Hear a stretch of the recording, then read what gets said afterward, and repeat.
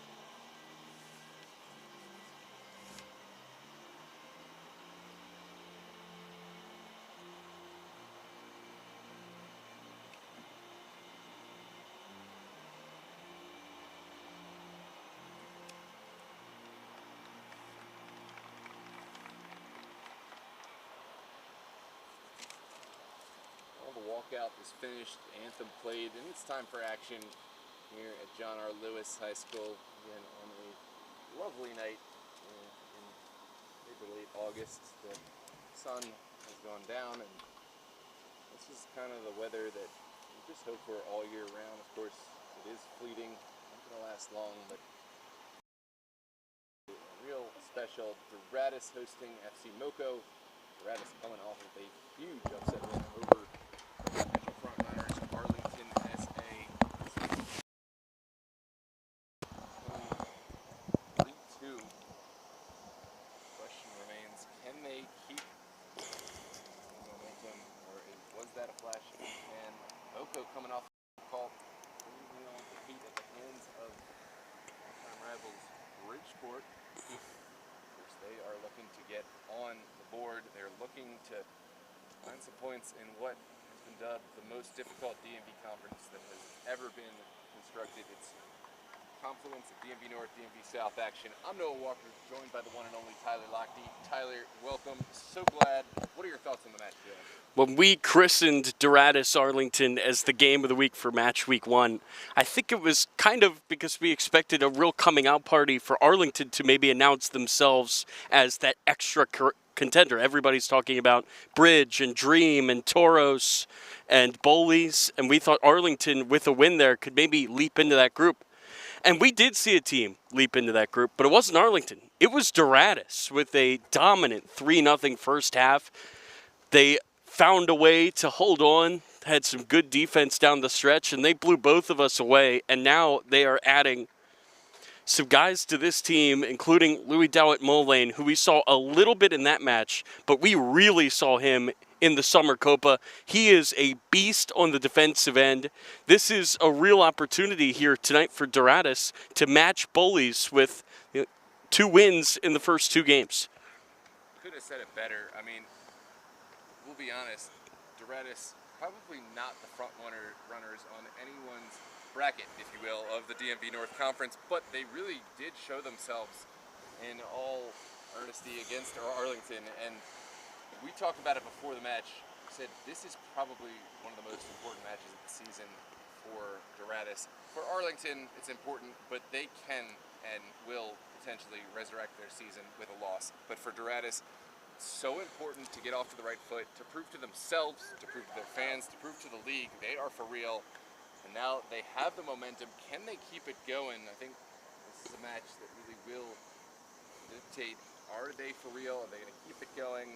We did see Arlington back onto the front foot after their disappointing defeat in week 1, 7-1 victors over Hub City at Hub City. So Arlington, they are what we thought they are. They're a difficult team. They're a potential contender for the title. So there's not much you could take away from Doradus in their week 1.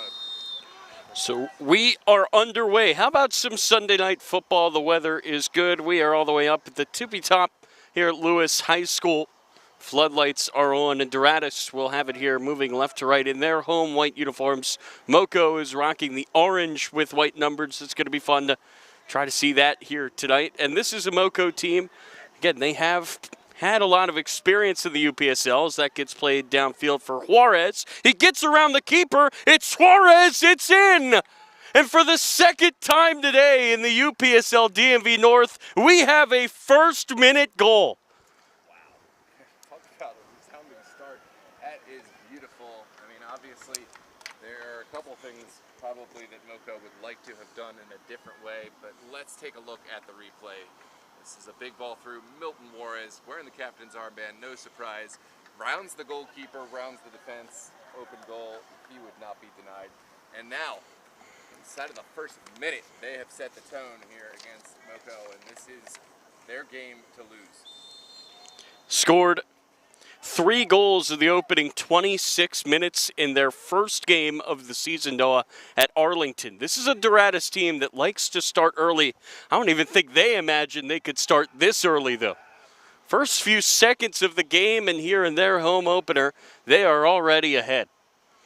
Yeah, at this point, you know, obviously you want to continue with your momentum, and I think they will, but for me, the most important part after scoring in an early moment, do not concede. You can score, that won't win you the game, but conceding, that is something that will absolutely change the nature back away from the advantage that you've gained. And I think Doradus are really well aware of that. This is a smart approach, knocking the ball back and forth.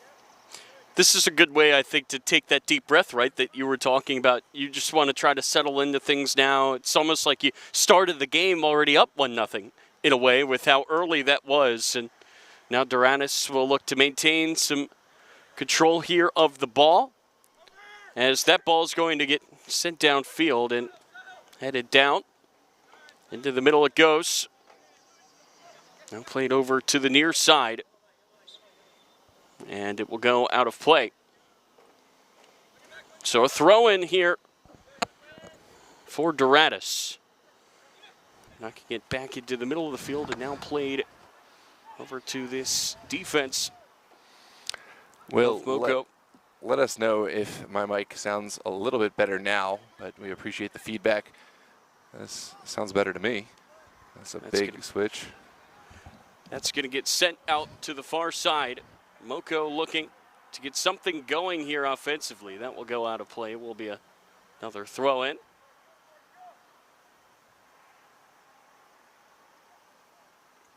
So Moco already have their backs against the wall. They gave up a very early goal the first minute of this game, but they have it now pushing forward with Zuniga. He's going to give it out wide.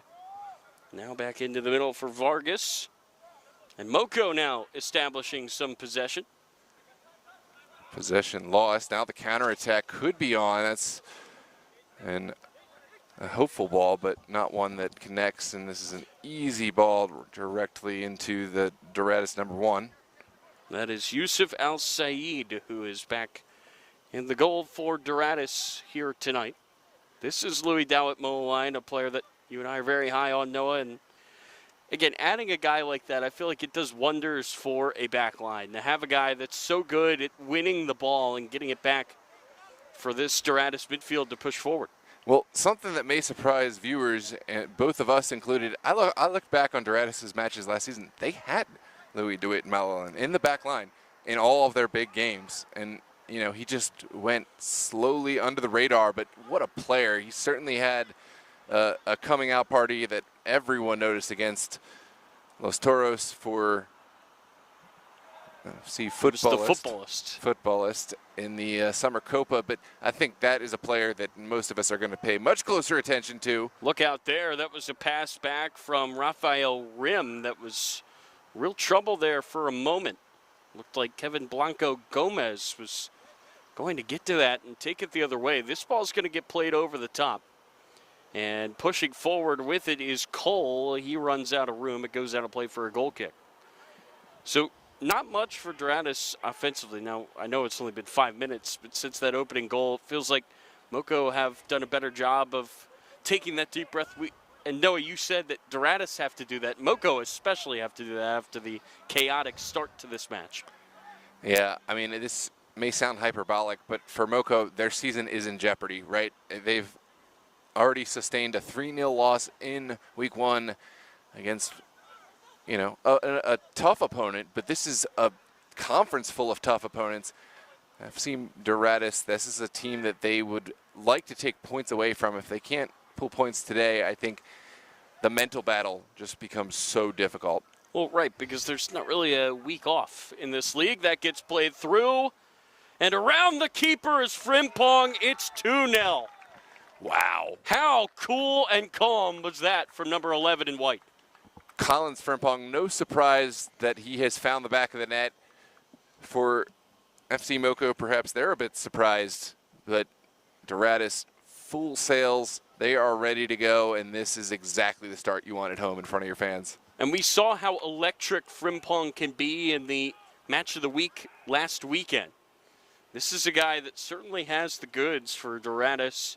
He scored, or excuse me, he actually did not score, but he did set up a goal, rather, in that game. And his runs down that near side were just incredible. But how about the touch on the ball there, Noah? Not to panic in the box when you're one-on-one with the keeper. That's now twice that we've seen the cool, calm heads of Doradus find their way around the keeper and slot it home. Well, Frimpong, he obviously is a player who there is no doubt about his skill. There's no doubt about his pace, really. But the touch, I guess, as you said, that is the moment that really impressed us. If you can have that kind of touch to round a goalkeeper, round a back line, there's a foul right there. And the pace that he already brings to the table, that's a dangerous man. And obviously, Doradus happy to use all of his attributes. I don't know if there's a more confident team in the league right now, well, outside of Bullies, of course, than Doradus, though. Yeah, I mean, Will in the chat, I think Will has a lot of really good takes. And Will, I respect you always being here, and your takes are from your informed decisions. But I disagree. Not to call you out, but saying both these teams are mid. I think Doradus, we probably all thought that they might turn into a mid team this season. They have not been that at all, and I think the sky's the limit. Obviously, right now, it could go either way. If they settle and don't keep their head forward, it is going to be a hard table for anyone, but they have really excited all of us. Remember who they beat in week 1. That's the Arlington team that had not lost in forever in the UPSL in the regular season, and then they turned around and just destroyed Hub City today. They put 7 past them. That's a really good team that Doradus went on the road to beat. Oh, absolutely. And I think Arlington probably still have pieces that they're getting right, but take nothing away from the win from Doradus. Arlington, definitely one of the front runners for the title. So what does that say about Doradus? A team that, if we had to have a conversation about who is clearly out of playoff contention, right, I think some of us would have said Doradus, because in 10 teams, 4 playoff teams, you got to choose someone, and Doradus probably wasn't, along the names of Los Toros, former Nationals competitor, Virginia Dream, perennial powerhouse, Arlington, Bridgeport, Bowleys with the roster they've assembled. Obviously, we were wrong, and now Doradus, they are writing their own script. Well, again, you go through that list of teams, but in my opinion, at the end of the day, if you want to make the playoffs, you're going to have to finish better than one of Toros, Bullies, Dream, and I feel like I'm Missing somebody. That gets knocked over to the far side. Now into the middle it goes. That could be trouble. And Bridge, me, who, by the way, made a Nationals run in spring. If you want to make the playoffs in the UPSL DMV North, you have to be better than one of those teams. There's 4 spots. So if you're Doradus, any chance that you get to get points, you have to take it, or that spot, it's just not going to be there. One of the difficult things about talking about this conference, when we talk about favorites, there's almost no way to not offend someone who might be a powerhouse, right? Because just offhand, we want to talk about Los Toros. We want to talk about Dream, Arlington, Bowleys, Bridge, right? But then how can we not talk about Doradus? How can we not talk about Hyper, the former champions? I mean, the list goes on, and I've already seen it where teams get a little offended when someone gets an interview talking about, who are the contenders. And right now, the script is still being written. That's why it's going to be so much fun to cover this league. Nobody has already earned a spot. All 4 of those spots are very much up for grabs, and they're going to be in flux. As there's a shot from distance, it will drift wide. And that was a beautiful spell of play from Moco. I mean, I know we've been singing the praises of Doradus, and rightly so, and Doradus, we probably haven't had much to say yet about them, but they're a team that absolutely can compete, and they're in this conference for a reason. There was a cutoff point, right? And some teams didn't make the cut. Moco did. They were a playoff team in the UPSL DMV North last season. So let's not forget about anyone. I mean, it's that type of season, and it's going to be for the better as far as the fans. I think we have to emphasize that again. Moco, we're a playoff team. That's how good this conference is. Some people may look at Moco and write them off, and yet Moco can easily say back, hey, we made the playoffs the last time of asking. This is a club that definitely knows what they're doing. It's just this league is so difficult. And by the way, Sebastian Vargas there, he got some space, fired a shot. You're going to see looks tonight from Moco. This game certainly far from over, but if you are Doradus, I think you really want to try to establish some possession here. Like we said, after the goal, whenever Moco starts to get something going, you want to try to snip that right in the butt.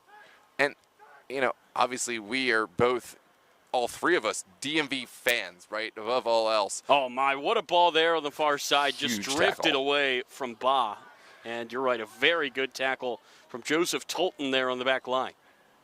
And back to the earlier point, we're DMV fans, but if we're being honest, as much as we say this is one of the most difficult regions in all the nation, we haven't had a team continue to nationals, right? And so, I think this is the right move. Make it harder. I don't care about another team going and then getting knocked out at 32, even 16. At this season, DMV needs to go all the way, at least round of 4, and hopefully more. So this is kind of the iron sharpening iron situation that we would hope would produce a potential champion. Now, the downside of having such a difficult conference is that the national ranking can matter. If the team that comes out of the DMV North does not have the best record, they're going to have to go on the road and play somewhere else. We saw that when Los Toros made it out of the conference in the spring, they had to go on the road. Well, technically that was a neutral site. Well, but there's nothing. This season, as you said, this is going to be one where it's going to be determined by seeding. I having my own tongue-in-cheek jokes. That was a neutral site. I don't think that the UPSL could have foresaw who was going to be against who. So nothing against UPSL, but it obviously didn't. Well, they still had to go to Lynchburg, though. They did. And that right. They went to Lynchburg. They had to play at Dream, at the Cloud. They had to play down at Wave in Norfolk. We forgot about that in the quarterfinal. So from that perspective, it may be good to be in an easy group, right? Because then you can have that high national seed. But at the same time, you really want to be able to be tested when you get to that point. And there may not be a more tested team in the country than whoever comes out of this conference. Absolutely. And that's basically where I'm thinking with this. I think at this point, it doesn't matter. We can just throw it out. I probably won't see a hosting. Maybe we will. Maybe we'll see someone rise above the rest and host. By the way, New York Renegades lost this weekend, so never say never. Well, you've got your eye on everything. Oh, well, New York Renegades is that team to keep an eye on, and they dropped. I had that courtesy of Virginia Dream. Thanks, Virginia Dream, for letting us know about that one. They're certainly in the know. Have their eye on everything. Because they've been there. They've been there, and they've had to face Renegades, and they know that that is a big factor. Whoa. Dangerous there on the back line, and Gilberto Huerta had to dive back and get on top of that. Nearly a third goal for Doradus as that gets played into the middle of the field for Israel, who will not get back to his center back, Tolton. Well, again, I'm going more with hey, you're going to have to travel at some point. Yep. Just get used to traveling. This conference, it's going to weather teams, and I don't care if we end up, being the DMV, the collection of these teams end up not getting the hosting. This is going to be a tried and tested group. That's a good ball down the near side for Zuniga. He keeps it in and fires it across. The header goes behind. A corner here for Moco. Love that ball across. I mean, that, for me, that is much more difficult to deliver on a line in the way that it was delivered, and it's well defended. Corner kick to come, but Moco, again, we cannot write them off. Despite the early start where they have not gotten the look from this game that they wanted, they are a team with lots of potential. Again, I want to say it. This is a team that made the playoffs their last time of asking this spring. This ball will be sent low into the box, and it did roll through, but it was booted away. A clever corner there for Moco. Now this will be thrown to the end line for Israel. Israel does get it back at the edge of the box, spinning around. Israel looking to get it across, and it gets sent out of play, and who else but Moline there in defense. Yeah, I mean, and again, going back to this conference, I can't stop thinking about how exciting it is. I know we have a match in front of us, and we'll continue to cover it, but, like, let's talk about who isn't a front runner, right? I mean, I know that's a bit controversial. For me, DC High, they have not proven yet that they're going to be a front runner. Another team, Hub City, really think they've got some quality players, and against any other iteration of the DMV conference would have been fine. For playoffs, I don't think that they can in this conference. And this could be a giveaway. Ball gets popped up into the air. And here's Moco, Noah. They're holding the ball up.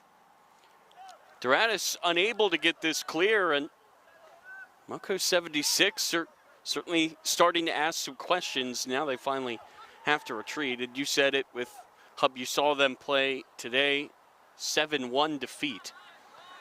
And so in terms of goal differential, that is a disaster when you're not really playing that many games at the end of the day. And I'm telling you, I've seen 7-1, 7-0, et cetera, games that, you know, the team is just not on the level. They're a team that really is quality. You know, they are fine. It was more a case of Arlington good than Hub bad.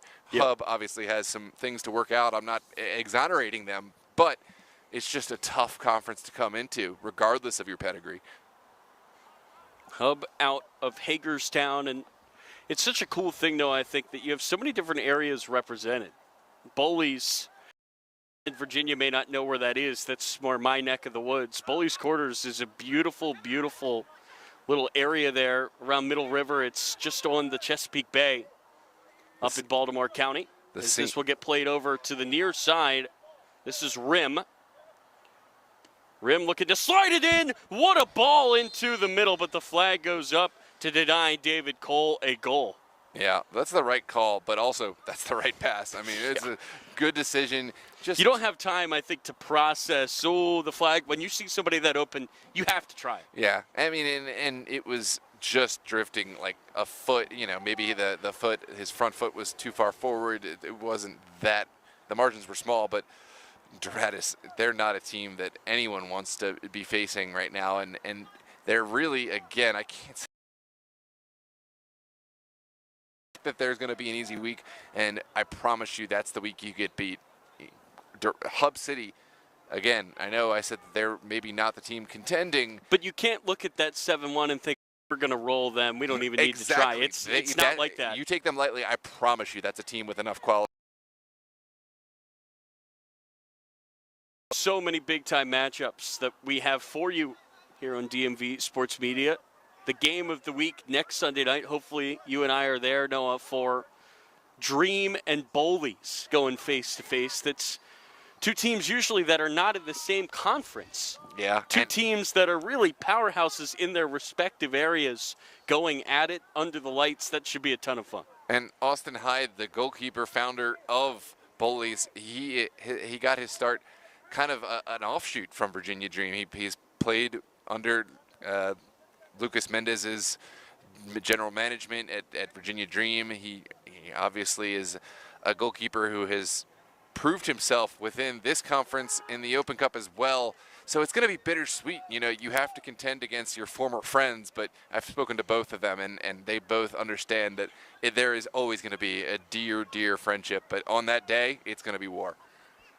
Sometimes it's even more fun to beat your friends at that friendly competition. So much respect between those two clubs, obviously. And you look at some of the guys that are going to be in that Bowleys squad, the Maryland Messi, Toshi Davis among them. This is a guy that knows Dream very well from playing against them with Ristosi. Now he's going to do it in the UPSL wearing the Bowleys kit. Oh, by the way, Bowleys did not have him against MSI, and they still won 4-2 against a very, very stout MSI team. Well, Toshi Davis, enough said, but think about the rest of the additions. I mean, you can speak to it even better than I. There's some UMBC graduates. They have a strong, strong presence within Washington College and McDaniel. This ball's going to get sent into the back post. It took a hit off a knee. Zuniga trying to keep it in, and it finally goes out of play for a goal kick. So Moco certainly buzzing around this Doradus goal here tonight. And again, we keep saying it, this game is far from over. And yeah, you're right, you're playing Hayden Lim, who played at UMBC, then played at Catholic, so that's another guy that has that local college connection. He just made his debut for the team last night. That will get played over to the far side. Somehow Bowleys keep getting better. But again, the question with them, can they finally put it together in a playoff? Yeah, I mean, well, they have. I mean, their first season, people forget, they went all the way, won the UPSL DMV North Conference, went into the round of 32, and obviously last season they were great in the regular season. They slumped, you know, as far as the expectations are concerned. But this is a team that has been there. But, you know, again, I won't divulge much, but speaking to Coach Austin Hyde, I think he is very aware that if he is not adding players, regardless of winning the conference in the past, if you're not absolutely shrinking, you are regressing, and that's pretty much true of anyone. Look at the spring, and I think that's why we've seen them be so aggressive with some of these additions. They were such a good team in the regular season, and then they ran into a Bridge team, probably thought that they could beat. Not only did Bridge beat them, as we have a nice nutmeg there on the far side, Bridge then went on a run of their own. Oh, yeah. I mean, Bridge, correct me if I'm wrong, but I think they might be the team from the DMV that has gone the furthest in the Nationals tournament. They went one step further than Toros did. Is round of 16, correct? Right. And so Dream also were there several years ago when they fell to Renegades in a heart-wrenching match in double overtime with Bill Hamid in goal. I mean, so Dream is also a team that has been there, but no one, to my knowledge, of the DMV has gone past the round of 16 in the UPSL Nationals. You get some very good players when you get deep in the Nationals. You think about 2 years ago, Jan Diamante was playing. Now he's with Real Madrid. So you never know who you get. You get to that level, that's going to be a foul on Rafael Rim. Well, I'll never stop talking about this. Donovan was there. I was there. We got the pleasure of subcontracting for that UPSL Nationals. Jan Diamante, incredible. I forget if it was a hat trick or a brace. I mean, but we were there this early in the iterations of DMV Sports Media. Wow. I know you remember that. That was a great moment for us, and obviously a great moment for the UPSL and Jan Diamante.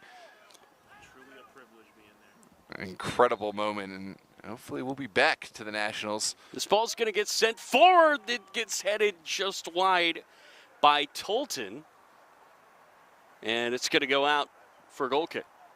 But again, Moco, since that second goal, barring the goal that was ruled offside. Moco have been the better side, no.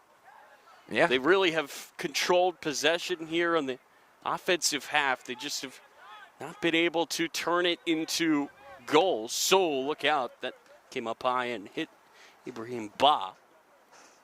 And this is where it comes into a balancing act of just how patient do you go, because obviously you don't want to pursue the game too much and work harder than is necessary, forcing the ball forward. But I think Doradus perhaps have gone a little too passive on the other end and have allowed the attack of Moco to press them. Well, you had to leave at halftime the first Doradus game, but I can speak to it. The second half was a totally different game. It felt like, and you were there to see it, Doradus were asking all of the questions. The foot was firmly on the gas that first half, and then in the second half, Arlington, they were wrestling control. It was like the teams just switched shirts at halftime in a way. So that is definitely something we've already seen this year from Doradus, where they start off hot and then they start to let their opponents maybe back into the game, Noah. And that's where you look to your leaders on the field and, of course, coaching staff. Right now it has to be the leaders on the field. That's a big diagonal ball. It gets sent over to the far side, cut inside. This is Frimpong again, and this time he could not find the angle, just wide, goal kick. But that's Frimpong, dangerous yet again. That is the response. That is the moment that Doradus needed to see to keep FC Moco honest, stretch the field, and at least get something on frame, because it's been a quiet spell of play as far as Doradus are concerned since a great start with 2 goals. It's a clean win of the ball for Doradus. And over on that far side, it will go out of play. Just a beautiful night. Can't stress that enough, Noah. This is what it's all about. Oh, yeah. I mean, I wish we could have 5 games back-to-back right now. This is no one wants to go back to work tomorrow. No one wants to stop the action of the weekend. But right now we got the game that everyone wants to see, and I think this battle for the ball on the far side. Moco win it yet again. I've just been so impressed by their response, Noah. Your goalie kind of gets worked around twice at the very early stages of this match. I'm talking first 6 minutes. And for some teams, they can unravel when you have a 6-minute opener like that. Not this Moco team.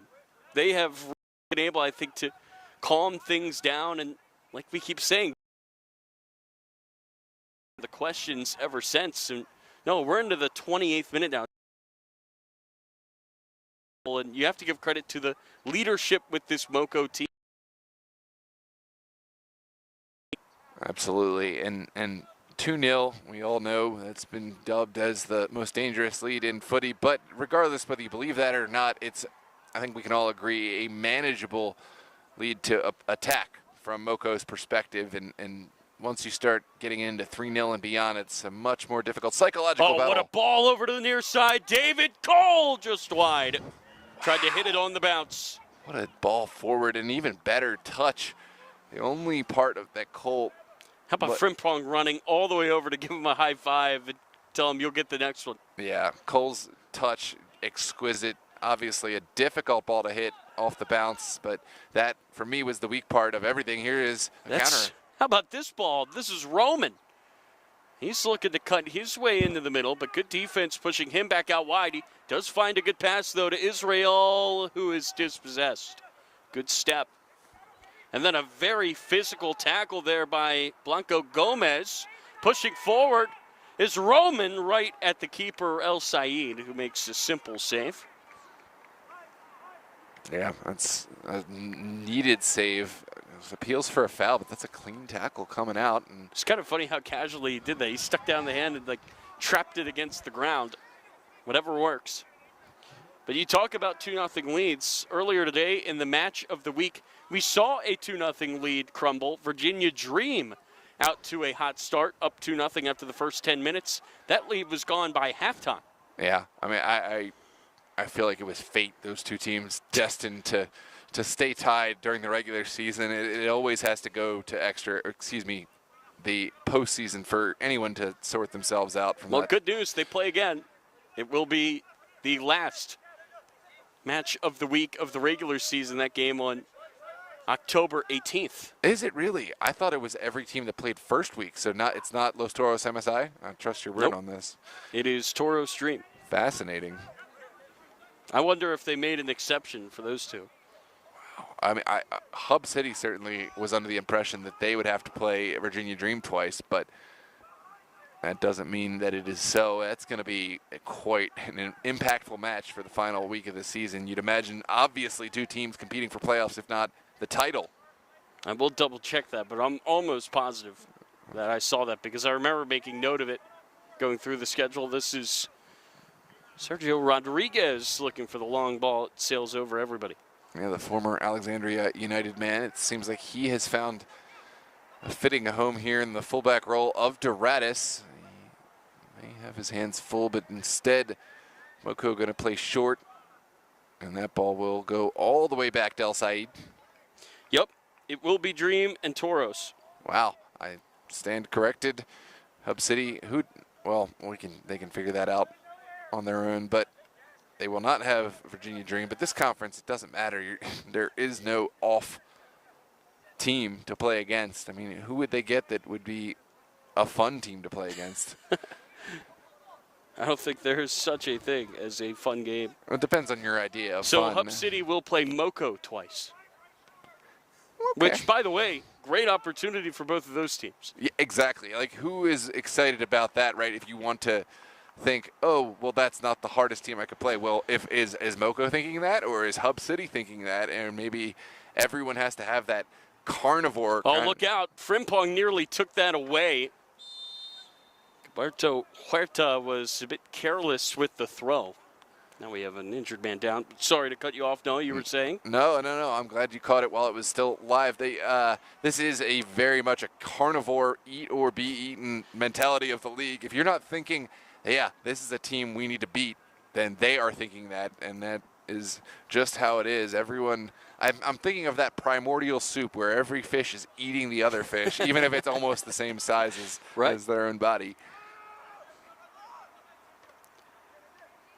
I know, obviously, Moco, the bottom of the table, but the way that they've played tonight, they've shown their quality. I don't think it would surprise me if Moco find a way they get that next goal, and then all of a sudden we have ourselves a whole new ball game, because they've certainly been the side with the momentum since that second Doradus strike. See if they can turn this possession, this control, into something in the final third, though. Well, I'd be shocked if this Doradus coaching staff, who are, by the way, some of the...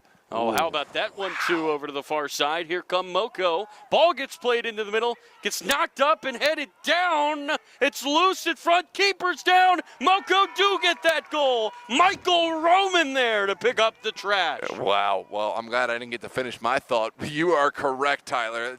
Absolutely no surprise. Moco knocking at the door. I was just going to say, I'm sure Doradus' coaching staff has to be aware of the temperature of the game, and they might take steps to alleviate the situation, but nope, didn't come in time. That's a goal that's going to half the deficit. Moco, this is a ball game on. Moco are showing me something here tonight. With the way this game started, it was looking like a rout for Doradus. It really was. And since that second goal went in, Moco laced up their boots, took a deep breath, and they really have impressed. Yeah, they have, and there is plenty of opportunity for them. You know, as time sits, they absolutely can do more than just half the deficit. They can find an equalizer. They can find a win. I mean, this is still in the manageable moments of the first half for Doradus. They're going to have to reevaluate where they sit in this match. You wonder if the start, in a way, was too good for Doradus. Yeah. Because I feel like that sometimes can happen. Once that intensity lowers, it's really hard to get it back up. I absolutely think that can be the case here, because for Doradus, you score 2 goals and you think this is a game that now we defend. But no, like, this is not a situation where many teams goals the entire what was it, 78 minutes? It was a lot more than that. It was 84. Wow. Yeah. If you're Diego Simeone, maybe, but Diego Simeone, last time I checked, does not coach in the DMV North. That ball's going to get sent over to the far side and intercepted. That's going to get knocked over the top, and a crucial clearance out of play there by Quincy Marshall. And Moco have flipped the switch. Yeah, they absolutely have. And now it really is where the managers of Doradus, they earn their keep, because you can't keep approaching this game in the same way that you were before. You have to impart a different style. You have to communicate to your leaders how you want them to change. How about a long throw here for Moco? Into the box it goes, gets knocked down. Roman is lurking yet again, but did not have an opening. But again, very nearly big trouble for Doradus. Yeah, you can see the leaders on that Doradus bench standing and apprehensive, because, yeah, this is not the situation you want to be in. Obviously, to have the lead is one thing, but to be on the back foot in a game with this many minutes, with this many powerhouse players, is not a comfortable situation. And again, it's just crazy to see it, because we saw it just last week where Doradus looked like they were on top of the world in that first half, as that was very optimistic from Camargo. But again, Doradus looked to be on top of the world at halftime in week 1. Then the intensity dropped, and it nearly cost them a 3-0 lead. And here we go again, where the first 6 minutes, that Doradus team could beat anybody in this league. This Doradus team, it's just not going to cut it. So you have to find a way to get back to how you started this game, and that's definitely easier said than done. Well, I'm going to get real corny with this. Within each team lives 2 wolves, et cetera, whatever they say. Right on cue, here we go. David Cole down the field, looking for the back post, overhit it. He was trying to find Ibrahima Ba, who was crashing that back post, but just got a bit under it, and it will be a throw-in for Moco. Absolutely. It's always those games that you don't really expect maybe to be a banger that shock us. No, I feel like every time we've been in that situation where we think a game could be going one way, as, like I keep saying, the early stages of this match, it was certainly looking like a Doradus blowout. It's not the case. This game has come to life in a really interesting way, and here's Moco yet again. Can they tie this game now? That's a good ball in. Into the middle it goes. They have tied it. Emmanuel Israel 2-2. Perfect connection. You thought this is such a difficult ball to thread across. There's a defender, there's a goalkeeper, and the pace, that's what took it across. Here's a look back, and Moco have earned every bit of this. There it is, threaded through goalkeeper, defender. We are level here at the tail end of this first half. How's that for your money's worth, ladies and gentlemen? You never know what you are going to find. What a ball from the far side. I think there's people out there that would have said that this is the less appealing matchup of the weekend. Those people are wrong, and they may have included of any one of us. I'm not saying anything wrong about anyone's predictions. I'm just saying this league is not one you can turn your eyes away from. You find me a matchup that you don't think will be exciting, and I'll show you a potential match of the week. Doradus now. Sebastian Camargo just had the assist of the week. Yeah, beautiful ball across. I mean, you can't understate just how difficult that is on the run to thread that away from the goalkeeper, away from the defender, and now Doradus with the response. Doradus looked like they just got shot. I mean, this is shocking. The way this game started to how it has gone, and it was kind of a, I guess, slow turn for the worse for Doradus. It felt like it wasn't just 2 really brief moments of magic for Moco. This has been going on for the better part of a half hour now. But here's Doradus. They've got it now in the box. There's a back heel. A tightrope act and a cross that gets deflected out of play. That was Milton Juarez, who scored in the very first minute of this game. Just looking to create something.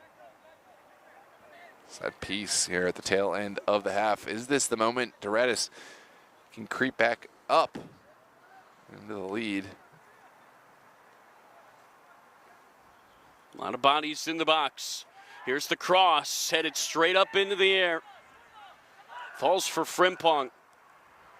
And Frimpong is dispossessed. Ball gets played down the field. There is a Doradus defender back. And all he can do is just knock it out of play. And it kind of feels like Doradus need halftime right now.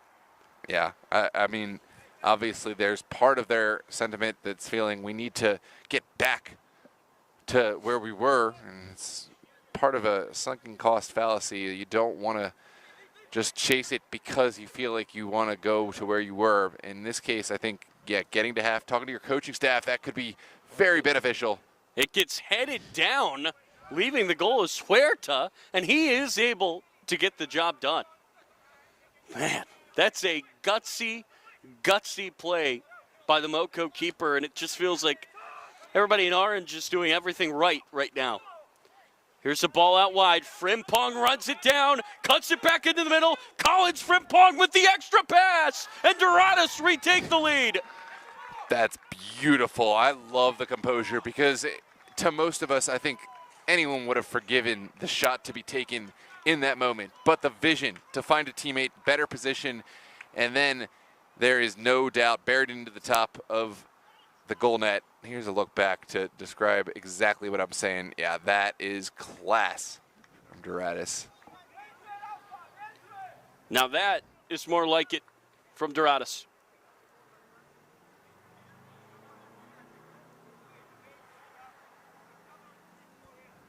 We're here in the 41st minute. There's still time for someone to have a final word. Who will be the one to have the final word? So David Cole is the one that gets on the end of it and makes it 3-2. How about this for a first half now? 5 goals. Yeah, I mean, this is a game that... This is awesome. Aren't you glad you, on a whim, decided to come down and throw the headset back on? I would have been kicking myself just sitting at home watching. I mean, obviously I would have enjoyed y'all doing it, but there's nothing like being here in person, seeing the game, calling it, and I love it. There's nothing like this conference. I don't think you can miss a game. If you have a chance to get there and throw on the headset, I don't think that you can possibly resist. I mean, every game that Dono and I have done together so far this season has been great. Yeah, and I don't think it's slowing down. We're in week 2, so that just gives you some perspective. We feel like we've already gotten the... Oh, wow, how about that turn? Aaron Zuniga. And Zuniga has had a few moments. Remember, he had that nice one-time cross in the corner as well, and now he slides and looks to knock it forward to Israel. So this was a 2-0 game 6 minutes in. It was still a 2-0 game 33 minutes in. And then just the wheels fell off. We have now entered just chaos territory. Yeah, for sure. I mean, but Doradus, they have found the goal, but Moco haven't lost a step in terms of their pressure. It's not unforeseeable to see Moco equalizing before the end of this half because they don't look like they're on the back foot at all. That goal has not solved all of Doradus' problems, that's for sure. That's going to be a foul on Moco. And we've already seen Moco show their resilience, show their ability to respond. Don't think that Doradus are out of the woods at all. This is going to get played over the near side. I feel like giving it up to Collins Frimpong is never a bad idea, even though the touch was poor on that occasion. Well, I'm tempted to say, yeah, another goal for Doradus, and that solves their problems. But we've already seen Doradus with 2 goals late. You can't even say that. Can't at all say that. Yeah, what a fun time this is. I mean, I'm so excited. Yeah, I honestly just got chills thinking this is week 2, and we're treating it like we're in playoff territory. We have a game of the week scheduled for October 18th. Like, we have months of this. October, and that doesn't even what is that? That doesn't even include the postseason. Yeah, this is nuts. UPSL, hats off. This is how you need to build a conference. I have to say, as an aside, I have not heard one team from this conference complain, hey, you know, this conference, that conference, that's not fair. That's a much easier conference, and that's a valid argument. There's no conference in this region that I know of that's as difficult. Teams here want to play the best, and that is admirable. Rafael Rim is down, and the trainers will come over and take a look at him. We hope he is all right. But I think that's such a good point, Noah, that every team in this conference is so motivated and so full of confidence that they want to play the best teams because they want to beat the best teams. Yep. I don't think anybody in this league wants an easy way out. I mean, you look at a team like Los Toros, they will play in literally every competition they can get their hands on. And it doesn't matter if, is this the best? I mean, it's their best team that they were able to field on that given day, right? Given what they have. And you don't hear them making excuses. And it's the same thing with Virginia Dream, playing NPSL, UPSL, Open Cup, et cetera, et cetera. And that's how competition works. The Open Cup, haven't even thought about that. That wrinkle, boy. too. This is a dangerous ball to the back post. It goes out of play. We will have some Open Cup coverage for you as well if the UPSL is not enough. Yeah, that's the understatement of, perhaps the night. Yins United, Aegean Hawks, MSI, Bowleys, Virginia Dream, Los Toros, Doradus. If I said MSI, maybe I did. I don't know. But we are going to be absolutely loaded. This season in the Open Cup, DMV Sports Media and just the Open Cup in general is going to be a wild ride. It's the fall of football here in the DMV. Abra, welcome. He didn't get his fix from the Los Toros Dream game, and now he's back. Abra, love to see you, man. What a game today. I mean, I only got to see the tail end, but, yeah, I mean, it's one of those where we'll hold that thought. That ball gets sent to the back post. It's loose. Nearly fell for Zuniga. And look out, here's Frimpong. Goalie's off his line. Frimpong wants to use his pace instead. Frimpong somehow keeps it on his foot. Trying to cut inside. What a defensive play. Sahil Vashi. He got beaten by pace, did not get beaten with the physicality, though, on the second chance. That's a great, great play. He did not give up on it at all. And we're into stoppage time now. We've had so many moments in this match of real quality, and that's a nice run there by Vargas knocking it forward to Israel. Israel trying to stick with it. Does cut it back and beats his man. Israel fires. It's saved. Second effort pushed wide. But just what a save by El Said. How quick was the response, though? Almost. Imagine if that goes on frame. How is El Said going to respond? I mean, this is athleticism upon athleticism, and we are all the better for it. Right now, I think you already mentioned it, Doradus, they would be glad for the halftime whistle. As much as they are not playing bad by any stretch. They're winning. They're winning, but they're ready to go to the half. Moco chomping at the bit here tonight. And if this is not a display of the depth of this conference, I don't know what is. And that's going to be a free kick for Moco. And as I watch this performance, I think back to one team, and that's Bridge, who beat this Moco team. And I think people just took that as, oh, okay, Moco may not be that good. That's not the case. Bridge might just be that good.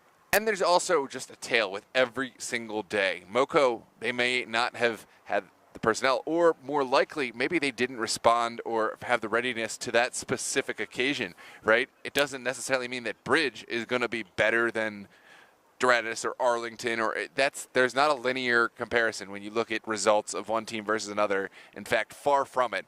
I think we both know that it happens.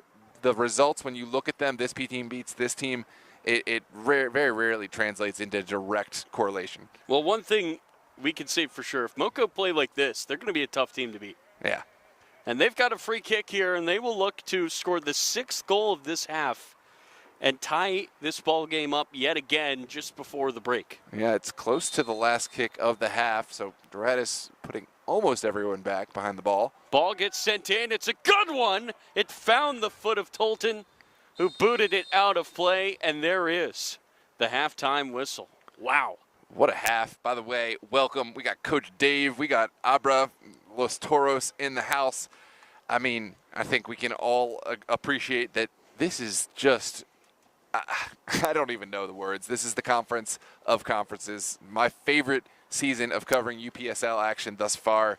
And we're only in week 2. Yeah, can't wait. And wow, right now Doradus, they have the upper hand. They went ahead 2-0. They lost the lead. Moco, incredible response, and at the end, it was Collins Frimpong who, well, he found the opening goal. Who did get that final goal at the end of the half? So Juarez found the opener, then Frimpong got the second, then Frimpong set up David Cole, who tucked in that third goal. It's hard to keep track with 3 goals. Yeah, I mean, I'm still keeping track of goals earlier from Hub City Arlington, but it's a day of days. It's the conference of conferences. We will step away. Some Sunday night soccer when we come back. 3-2 at the break.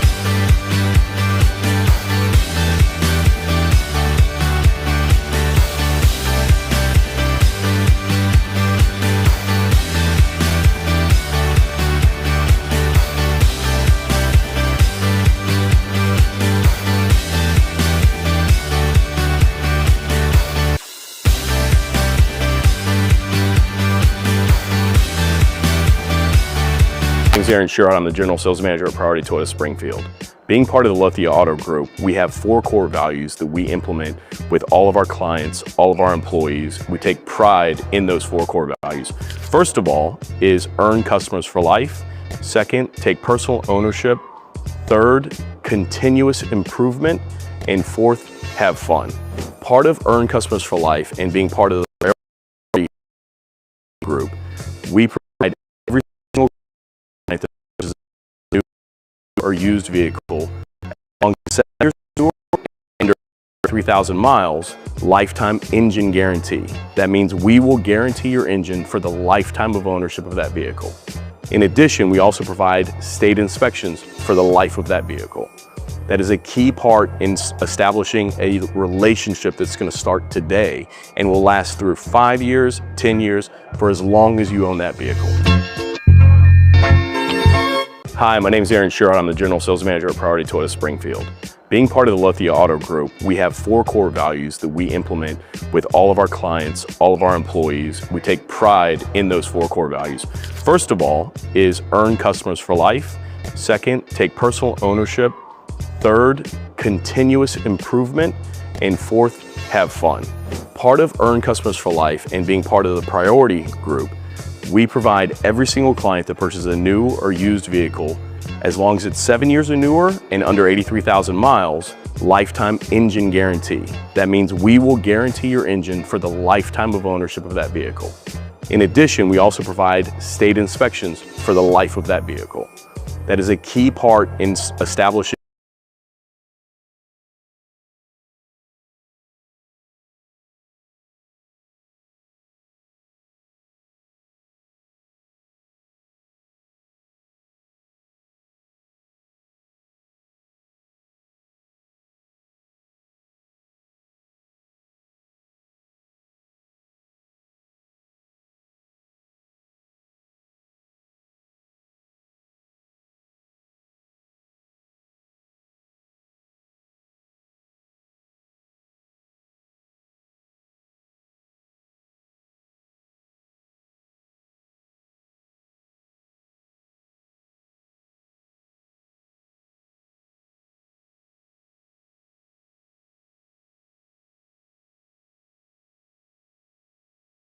This was the table heading into this weekend. These were the matchups, and we talked about them throughout that first half. But again, just so many good teams as you look at that list of 10. This is a Moco team that came in last into this second week, and yet they have blown us away with how they were able to respond here in this match. But at the same time, Noah, I don't think a good performance to them really matters here. You kind of need to walk away with a point. It's so hard to finish in the top 4, and if you're starting 0-2, you're really putting yourself behind the rest. But how often have we looked back and said, oh, that was the table at week 1, right? And perhaps no more true than this season, with just how many teams can make a run and at any moment get hot, change the nature of the season. Obviously, week 1, impactful.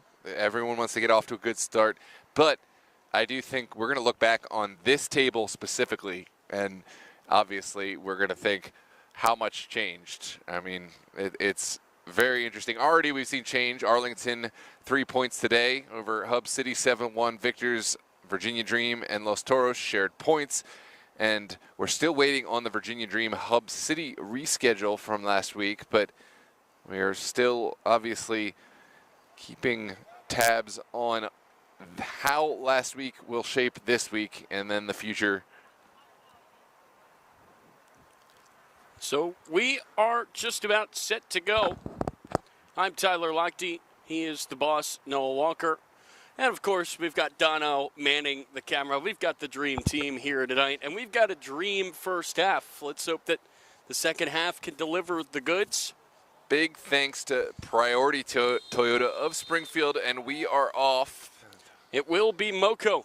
Those orange and yellow kits with the white numerals on the back, they will start us off. They will be moving left to right. Doradus, the home side, rocking those Priority Toyota of Springfield home white uniforms. We're at Lewis High School. We are all the way up high in the bleachers. A great vantage point here for some Sunday night soccer. Some memorable moments here. I mean, I can remember Virginia Dream, Arlington in the playoffs. I can remember Arlington Revolution finals of the UPSL VA, and so many Doradus memories. This is definitely one of the more preferred venues for me, at least, just because of the vantage. It's nice to be so high up. Yeah. It's kind of like in football, there's a reason why the coordinators sit so high. You want to see that whole field. And I think it can be true as well in soccer. Did that stay in? It did not. Yeah, and it lets Dono do his job in the best way. Obviously, I mean, I can relate a little bit from a video perspective. This is great. This is really fun to be able to see the game the way that you want to bring the game to the people. I'm taking full advantage. I'm standing up, I think, on the bleachers. This is Are you sure that's not just because you're so fired up at what you're seeing, or maybe it's a bit of both? I am definitely not sure that it's not that. No, that is exactly what it is. But the tall nature of the stadium is making it more fun.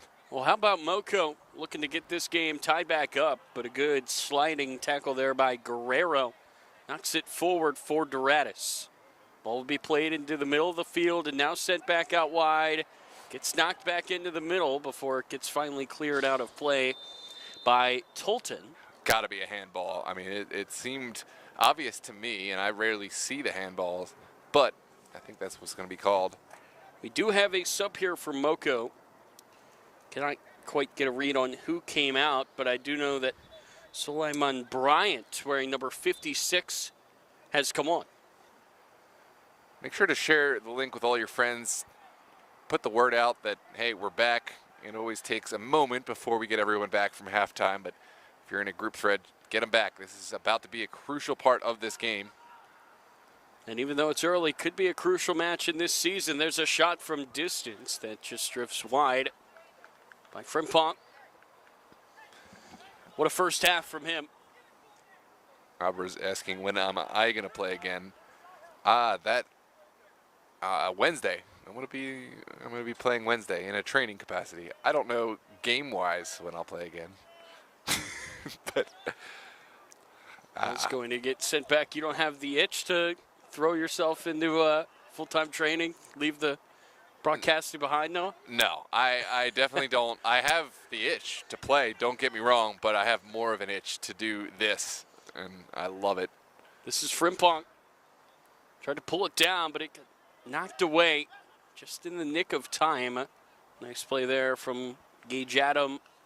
He's got the armband, and again, we've really been singing the praises of his leadership because his team looked to be down and out really the first 5 minutes of this game, and yet they picked themselves off the mat. They found a way to get this game back tied up before a really, really great moment from Frimpong gave Doradus that late lead. But again, you have to give credit to Gage Adam and his leadership because this could be a blowout, and instead we have ourselves a very good game. And the nature of the game still being determined. That's a great leave. Ball gets played back to Juarez, and he goes down in the box. No, it has to be coming back to the original spot of the foul. I don't think the second contact is a foul. I think it is from the original hold, and it looks like this is going to be outside the box. There's a card to come with it. The card will go on Camargo. He had an assist on that second goal. I feel like I can see the game better now that I'm standing, got the blood flowing.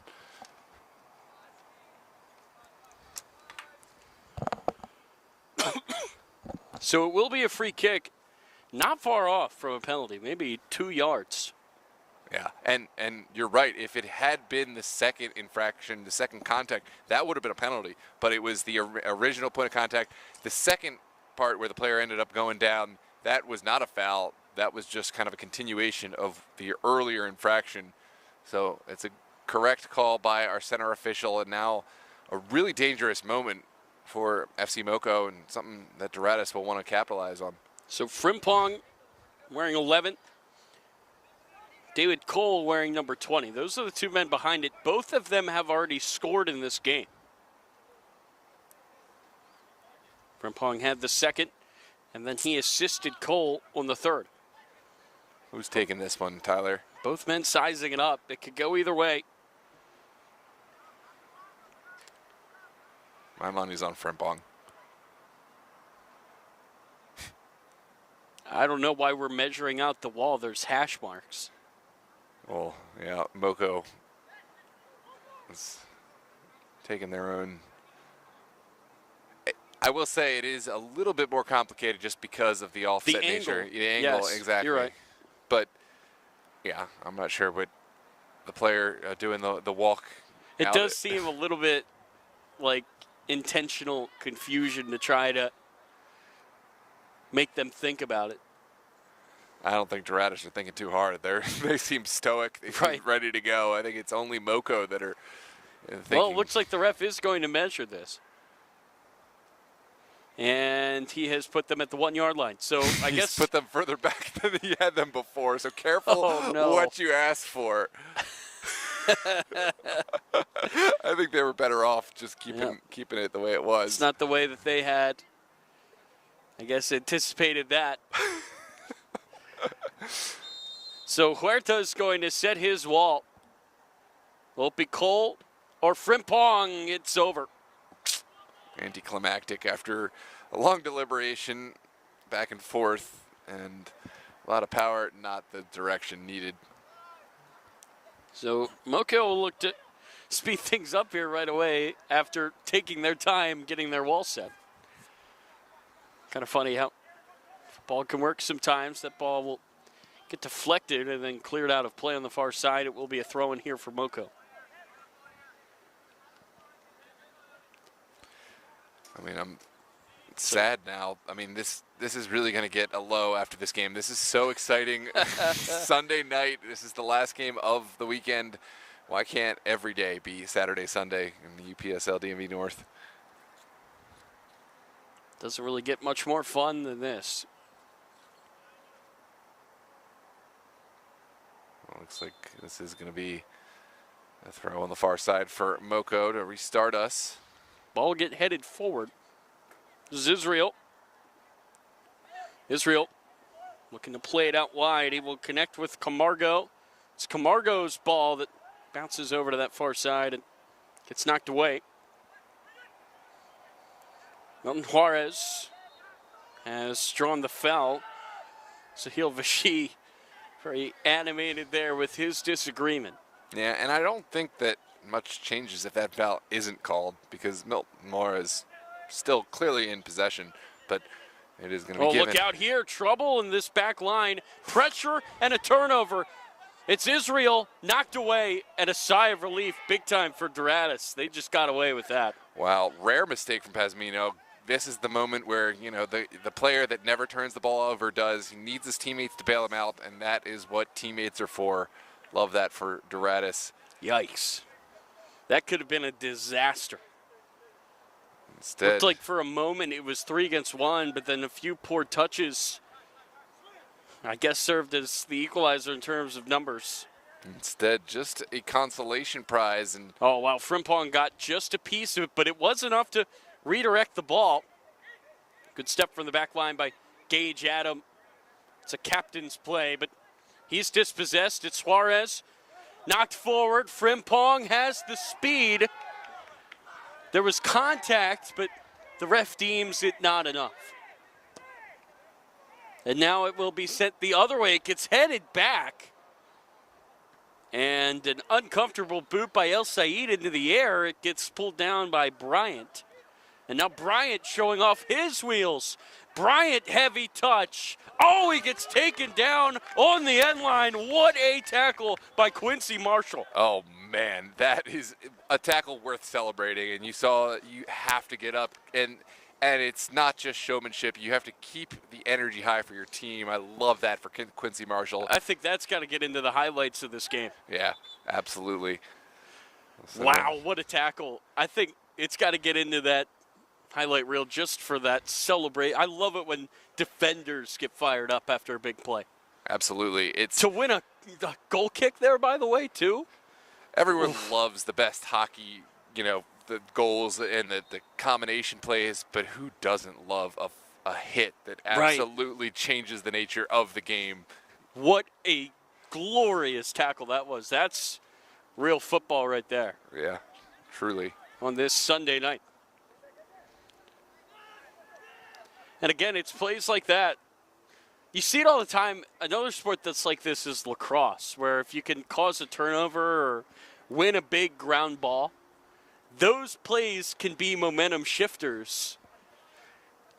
And could that be a moment for Doradus that gets them going? There's so much happening. I mean, you have to look on the ball, but then what's going off the ball, and everything that's happening off the ball, every moment where you're paying attention, every moment of work, that is what is influencing the eventual outcome. Mulline with the heavy touch, and that's going to be a corner. Oh. He has not looked as comfortable here tonight as we saw him in the Summer Copa. But when you have Suleiman Bryant, we've seen how fast he can be. Sometimes defenders have a tendency to panic when you have a guy that's that fast and that good. Sometimes, you know, I know we talk about aura all the time, but it can be a thing. When you know somebody can do something dangerous, sometimes it's better to be safe than sorry. Yeah, That's going to get sent to the back post and knocked right out of play, you were saying? I know Mulline wanted to keep that alive. He was disappointed. I had no problem with that one going over the end line, just based on. Well, at the end of the day, you can't get beaten. Yeah, And he did not. No, he did enough. He got it over the end line, lived to fight another day.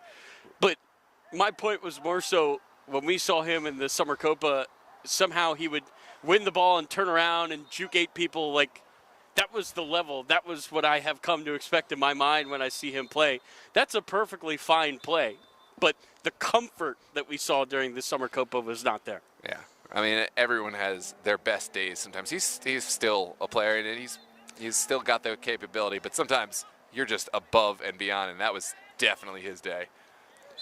And, oh, by the way, as he takes the free kick there quickly, that was a heads-up play. And the ref, though, putting a stop to it because his teammate is still down. I believe that is Juarez, who, it feels like forever ago, he scored in the first minute of this game. Yeah, he's still been impactful through it.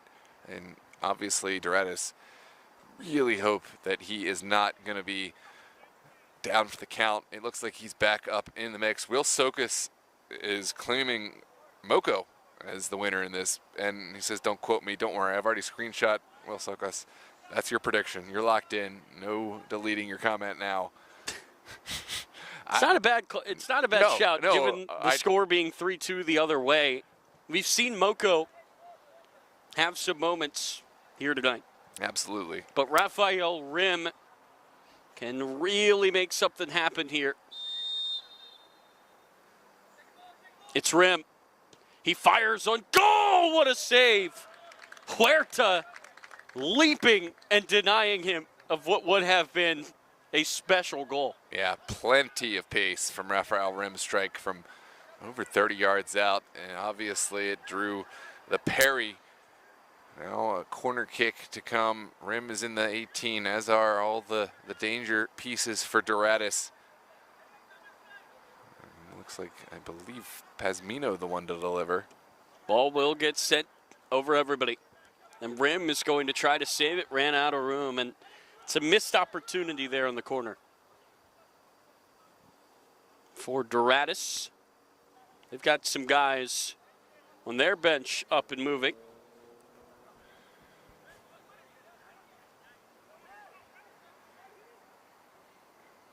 We thank everybody for stopping by, checking out the match here on this Sunday night. And if you have joined us, you really have been in for a real treat. That will go on to play. Bryant could not get there. If you haven't, tell your friends because they're missing out. This has been some match. The finale of week 2. What a week it has been around the UPSL.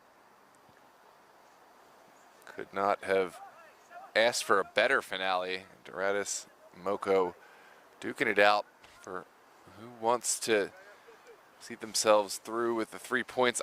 For some reason, I just can't imagine a situation where the points are shared. There has to be a winner today.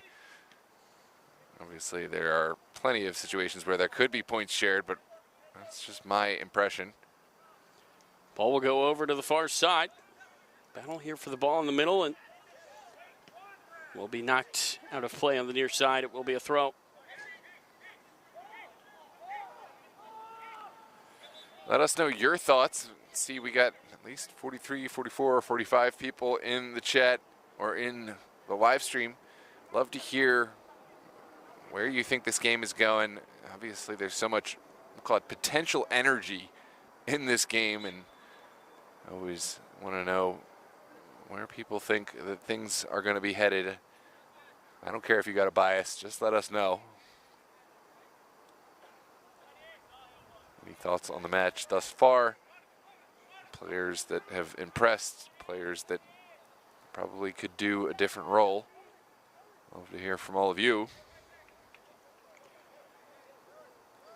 Like Moco. We do have a score update in our other match going on right now with only a few minutes left to go. It's Bridge up 3-1 on Hyper. Wow. Well, So Bridge look to be on their way to a 2-0 start to match Bullies.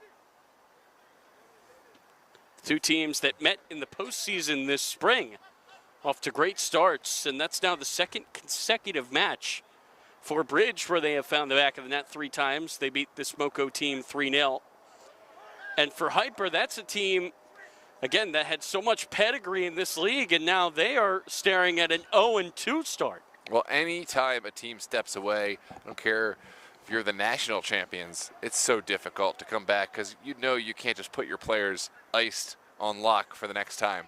Everyone finds a different team. You got to start from scratch, and obviously Hyper are finding that out. They're not a bad team by any stretch. There is no bad team in this league. No, absolutely not. And they'll get plenty of points, but Oh, what a ball there forward. Did that hit off the hand of I Israel? think it was may so have. close that, you know, upon second look, I don't think it's going to be given just because the hand was in a natural position and not much that could be done. Rim. That's going to be a foul there on Rim. And really quick before this free kick, your thoughts on Bridges' 2-0 start? I mean, how do I say this? Not a surprise, but then again, if Bridge went 0-2, I also wouldn't. They're a team that has the most experience of succeeding, you know, at the big levels. There was much ado about Bridges' underperformance in the regular season last year, and obviously they did a great job of shutting down all of the naysayers. There was a great couple quotes made about the regular season versus playoffs. Well, Bridge, obviously, they showed that they know how to turn it on when playoffs come. So make it enough to get into playoffs, and I think Bridge is always going to be a contender. Moline has been subbed out. That gets sent into the middle and headed away by Rim, who gave away that foul. Adam Ben-Barrick is the new man on for Doradus.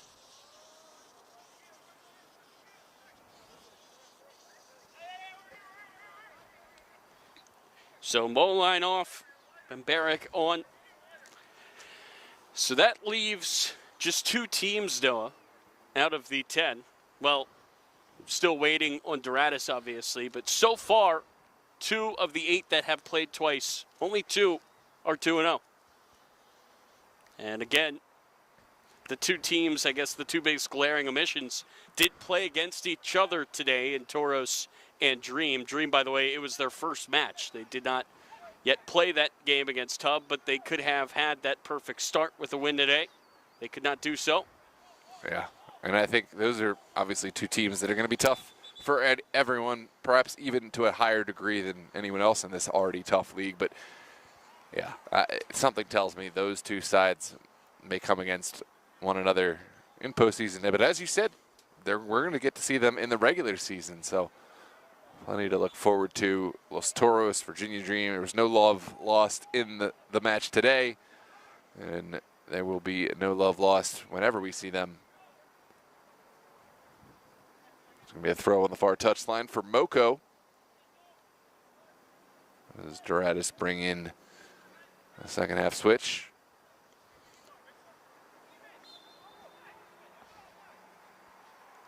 That ball's going to be drifted into the middle. It gets popped up and just booted away. Good step there by new man coming on. Yeah, that's great work to find the pass to get away. Not a great outlet. Now it is sent over the top, and It's going to be a race for it. Juarez could not save it. Out of play it goes. it's still 3-1 Hyper. Excuse me, 3-1 Bridge over Hyper, as you said. Tyler keeping us updated. Did you have a time when you checked it last? On the It's like I couldn't tell. It was too blurry. It's okay. Tyler is going to keep us updated, but yeah, in my mind's eye of this division, it would be hard for me to imagine Hyper knocking down Bridge. That's going to get played forward. This is Frimpong. He will fire! And it is caught on the goal line by Huerta. Not comfortable, but it doesn't matter how you keep it out as long as it does not find the back of the net. How much pace does this one have? Oh, Huerta, man. yeah, moving backwards to get it, but Collins Frimpong's shot eventually kept out. Ball gets taken away here yet again. Nice 1-2, and taken down is Pesmino. Free kick and a card. Will be yellow. Will be on Sahil Vashi. Yeah, Tyler says it's 94th minute over in that Bridge Hyper match. So as far as I'm concerned, that's 3 more points for Bridge. And as you said, they are one of the 2-0 teams right now. Doradus is trying to join them. This is now the second time that we have seen Rim have one from here. He took the last one and forced a great save by Huerta. Does he do so here yet again? It's a 2-man wall. Yeah, I think I would not want to be standing in front of Rafael Rim. Well, the other thing is you hope that you have the same kind of hit, but also get some kind of deflection or screen. Rim will fire right into the wall. That is fearless.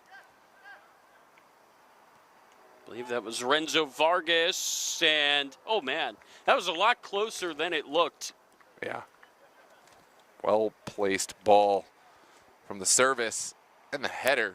It's so difficult to get that right when you're flicking it to the backside. Almost a perfectly placed header. Oh no, the turf monster has appeared, and Doradus will look to take advantage. They cannot. And again, these teams so spread out. Doradus in Springfield, Virginia. Got Toros in Great Falls. Dream in Alexandria. Then in Maryland, you've got 2 teams out of Montgomery County competing. You've got a team from Hagerstown and Hub. And of course, you've got that Baltimore County representation. It's my neck of the woods with Bullies. Yeah, They're Bullies. sub here for Doradus. Bullies is making a fine account of themselves. Obviously, they have done already, but they have responded to what this season demands of all team with their recruiting. Oh, it's so difficult to choose a favorite from this conference.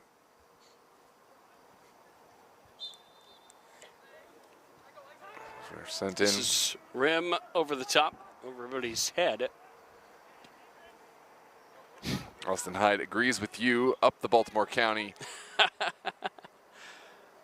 Smart choice there by Saeed to save it. You know, I'm originally a Baltimore County native. I'm a transplant, but originally from Rogers Forge and then from the 2-1-2-1-2. This is going to be Doradus right at midfield. They've got the lead, but I haven't really found the final clinical look. I think Collins Frimpong, he could be the catalyst to make things happen. Well, he's already made it happen twice. He's got a goal and an assist, and number 11 in white is certainly a man that Doradus looked to target.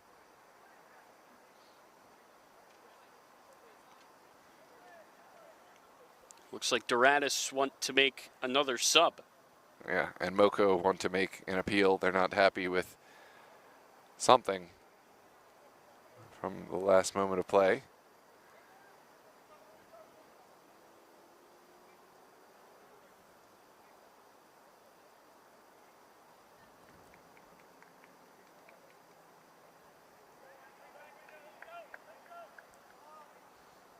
Believe number 24 is Ahmad Kante. Ball will be thrown in.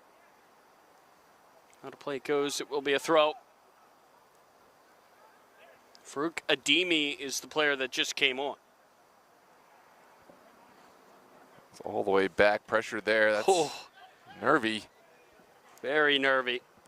This back line, this is Vichy, and now a whistle. Foul has been called on David Cole. So much like the first game today, an explosion of first half goals, not much in the second. See if that could change here tonight. There's a nice move, ball gets played and it gets all the way through. Rolls out for a throw. Wisely left, no one there on the backside for FC Moco, and Doradus happy to milk some more time off the clock here in the 72nd minute.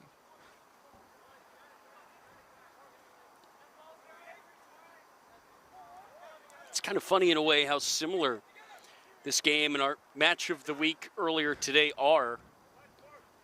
Two games where, again, there was a first half explosion. Now, there was definitely an explosion of sorts in that game, but it was more in the red card variety, and it came in the very final moments of the match.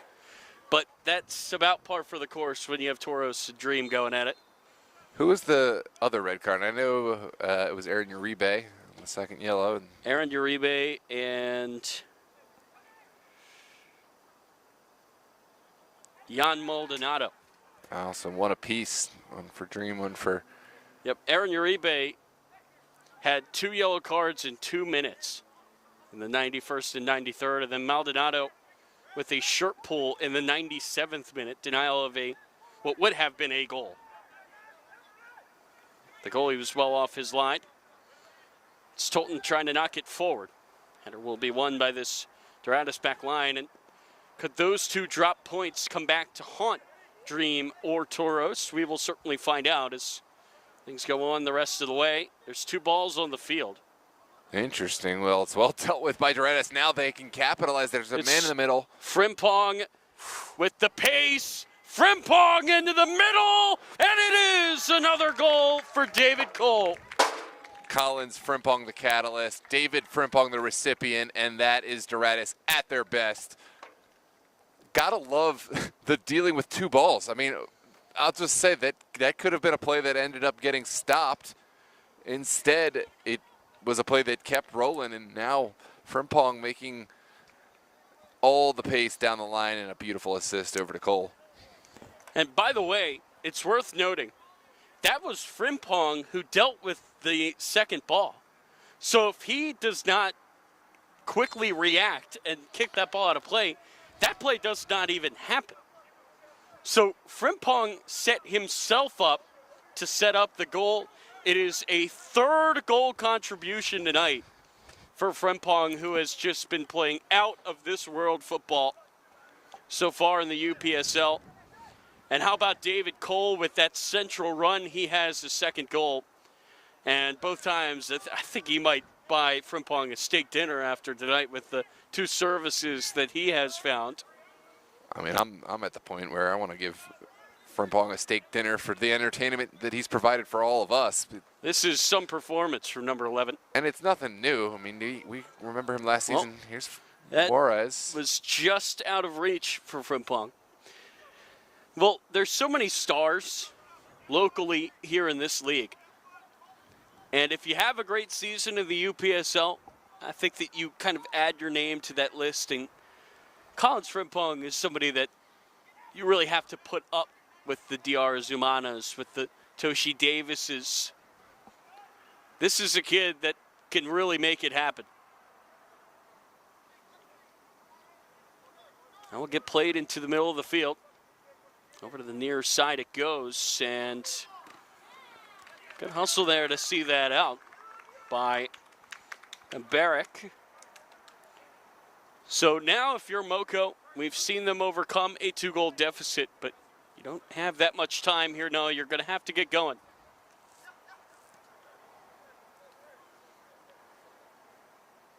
See how that could change things. Again, we have seen Doradus maybe have the intensity drop. Did they maybe learn their lesson, Noah, from that first half? That, again, they could have learned it after the last game and did not. So this is a real test here for Doradus. Can they see this game out? Can stay a Moco team that is certainly threatening, a Moco team that is desperately trying to avoid an 0-2 start.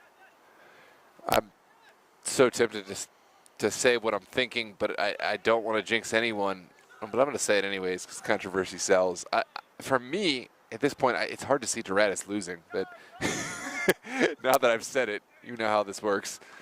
It's definitely hard to see. Is it impossible? Both of us can agree. Absolutely not. Not even far from it. Far from it. But for me, it just, I don't know. I think that they have sorted themselves out. I think Frimpong still has as much danger.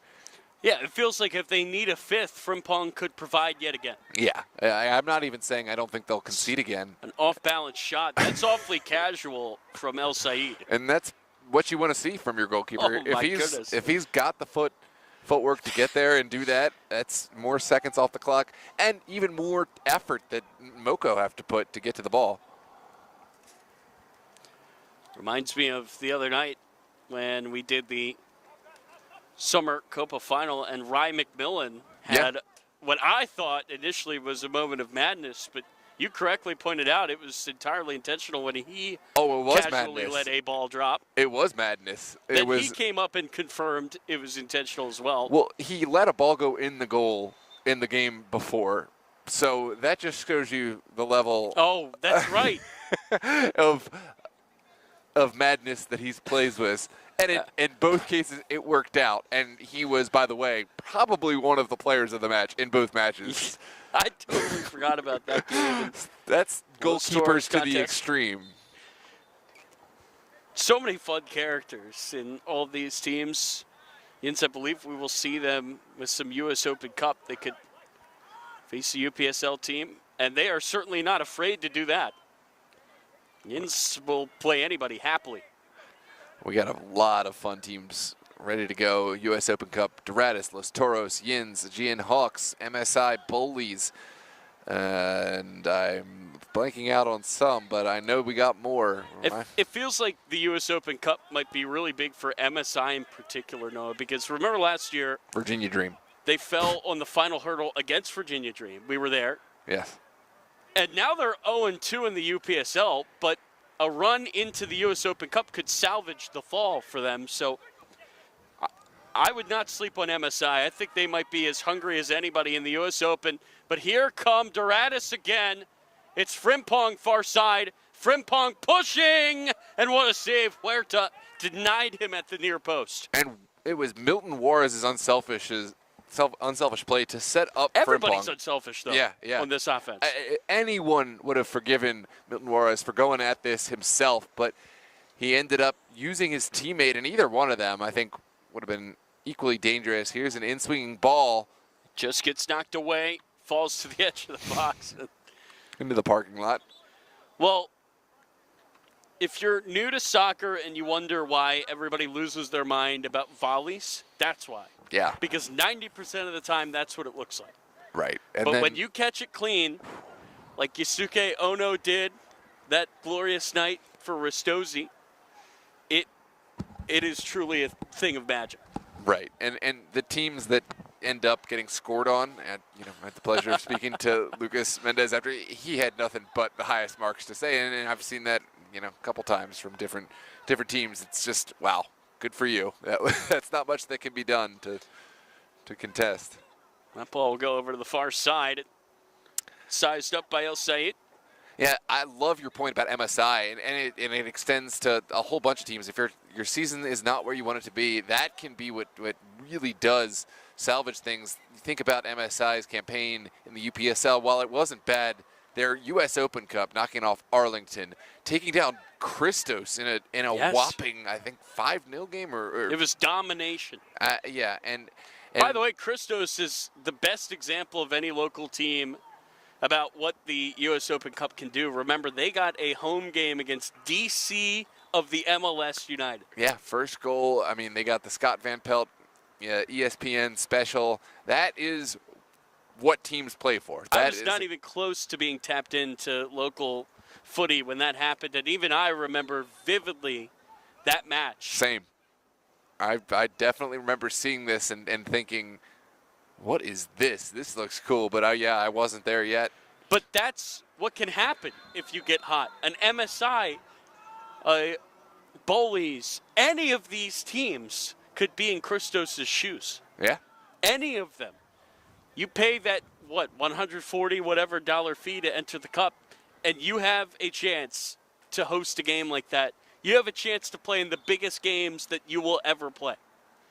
And that's the magic of the cup. You wonder why everybody loves the FA Cup so much. That's why we have our own here in the U.S. And oh, by the way, it's been around for like 100 years. Over 100 years. Yeah, we got Lamar Hunt, founder of the U.S. Open Cup, but also, obviously a big piece of the founding of the NFL and the Kansas City Chiefs. Right. Founded the AFL, which merged with the NFL. Very important U.S. sports person, Lamar Hunt. Yeah. We all owe him a due, and this is a big ball forward for Moco. Doesn't quite pay out. It will be a battle, though, for possession here at the middle of the field. And will be taken by Doradus. They have some numbers forward. Ball's going to get played over to the near side for the captain, Juarez. Doradus looking to put this thing away. Got left for Frimpong. Never found him, though. And this is Spenberg. Shirt pull. And then a bit of a push. He does get it across. It's Juarez. It's blocked. Still alive, Milton Juarez. He does circle back. Finds the pass. There's two men there, and it goes out of play. But it will take a touch off Moco.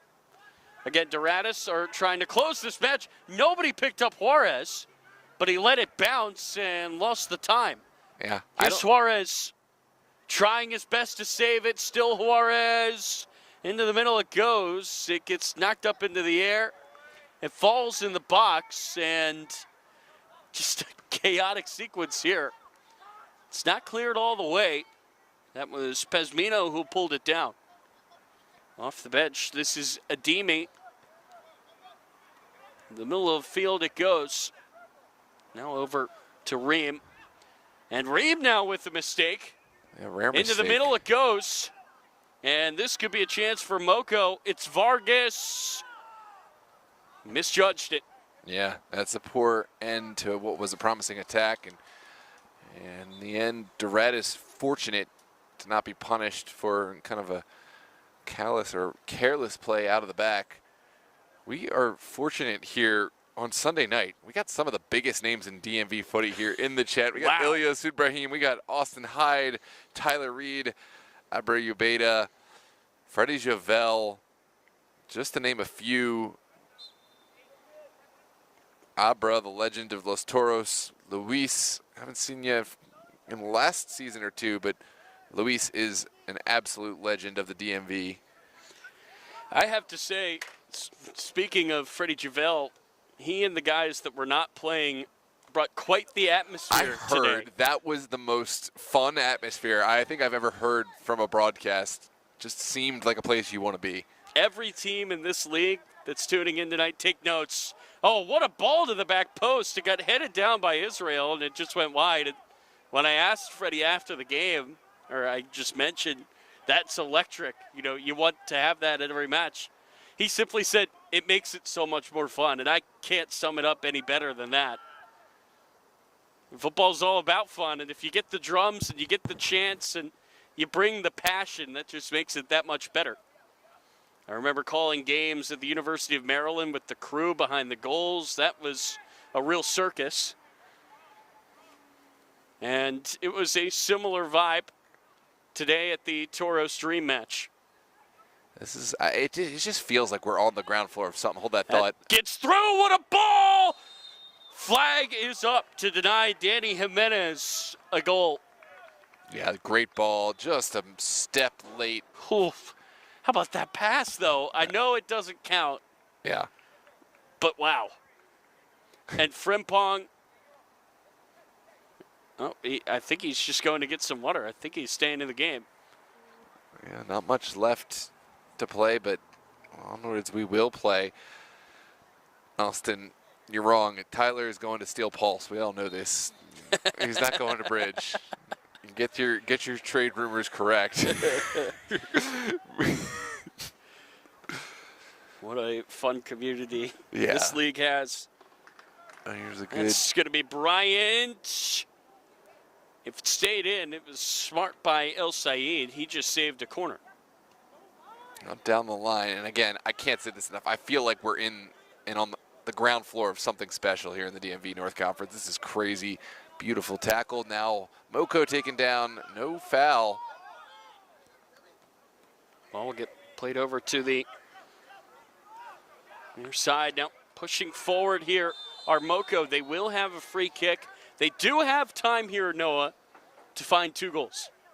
We are in the 87th minute. There's going to be some time added on. Certainly time for Moco.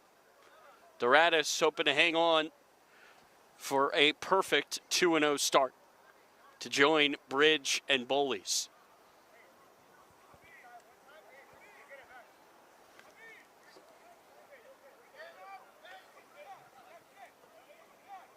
Let's say Moco score this, right? What does this game change at all? Is it more of a moral victory, or do you think that changes the nature of this game? Well, I think you'd have to look at Doradus if this goes in. What does Doradus decide to do? Do they decide to just pack it in and try to hang on, or do they try to be proactive? I don't know, but if you're Moco, remember, you need 2, so it's got to start with 1. Ball will get sent into the middle, and it gets knocked away. And I know my answer to that question. It absolutely would be game on if that one had gone in. Moco still going to go over to the far side. Ball will get sent across, and it was just too hot to handle in that near post. It goes out of play for a goal kick.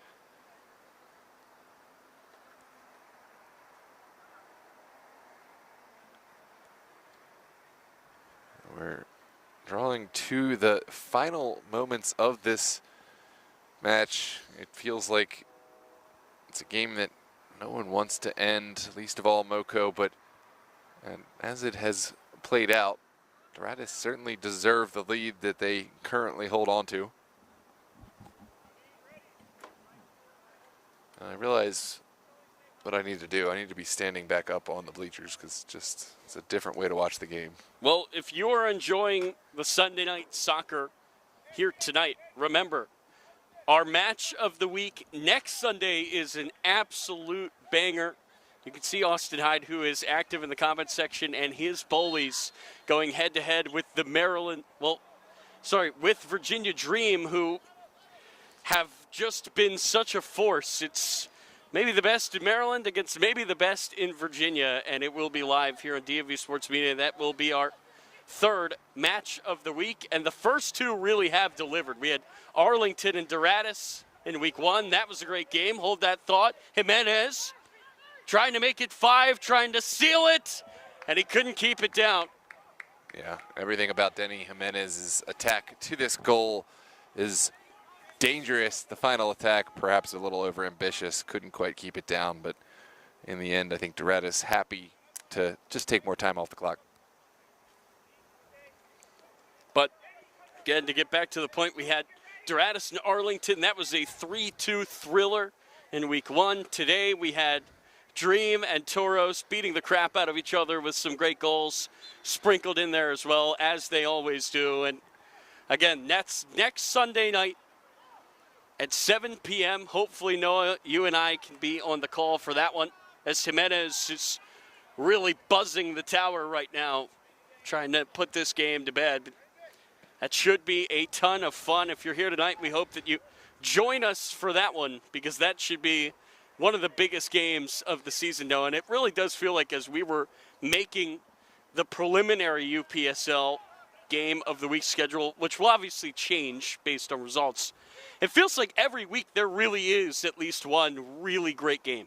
Yeah, easily at least one. I mean, this is a big ball, and El Said does well. But the schedule makers, they must have had us in mind, because it really has been a thrill, I think, to go through this schedule and say, man, look at that. Man, look at this. So many good games. And if you're a player in this league, it's got to be awesome, because if you lose a big game, you're going to get a chance pretty soon after to make up for it with a win. And this is Njuaga. Ball got deflected away into stoppage time, into do or die time for Moco. That ball will be played into the middle of the field. It will be taken away and cut back. Ball goes into the middle, now sent over to the near side for Bembarek. He's looking to slide it forward. Ball will get played into the middle of the field. This is the captain, Juarez, out wide. Frimpong. Frimpong's ball headed straight up into the air. Has not been dealt with by Moco. There is a Doradus player who just got up. He's offside in front of the goal. That's going to get sent across. It takes a deflection. A teammate just went flying. Cutting it back into the middle. It's Moco who are looking to push the pace down the field. There's a shot from distance. El Said was caught off his line, but thankfully for him, it goes wide. I love the confidence taking this shot. I'd like to think El Said had his angles covered. He'll say he would, and we'll never know. But Moco, there's just so much to like about this team, and don't take this the wrong way, but I think Moco is going to struggle. But I think that they are a team that is perhaps. Play against them. Play against them. If you got a team out there and just see this is such a strong Doubt them team. at your own risk. Fair enough. And Moco, feel free to put this on your group chat. I'm sorry. I think you are a class team. I just think going 0-2 in this conference is a difficult spot to come back from. Well, they just had to play against a Doradus team that dismantled an Arlington team that's pretty much impossible to beat in this league. Yeah. And that Bridge team that beat them literally made the national round of 16 in the spring. So and I think nothing to hang your head about for Moco. There was two of the only teams that are 2-0 now. Yeah, two of the three 2-0 teams. So fair enough. When I'm wrong, I'm wrong. Moco are going to be a difficult team to play for the entire season. That's for sure. They have guys that play such a smart style of soccer. They have some guys that are physical. I think Gage Adam is a great captain. They certainly have things that you would not expect a team that came into this week last. They're going to be, I believe, second to the bottom after this match is over. But again, if you're watching this game, do not take this team lightly. This is a real team here in Moco. And we certainly have plenty of praises to sing about this Doradus side, as they will now be the third team to start the season 2-0. Wow, what a match today. Can't say enough about both teams. Doradus, they're for real. They are now 6 points to the good after 2 matches.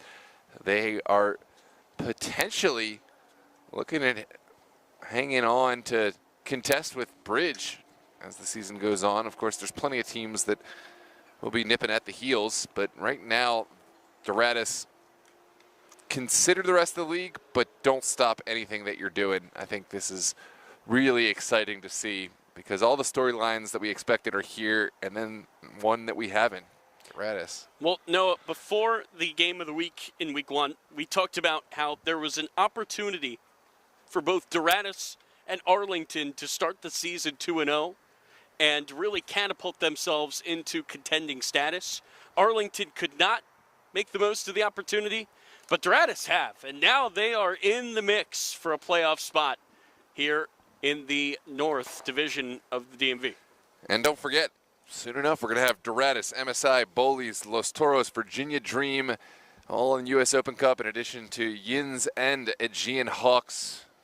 And obviously, we'll continue to have exclusive coverage of Doradus as well as the rest of our UPSL partners.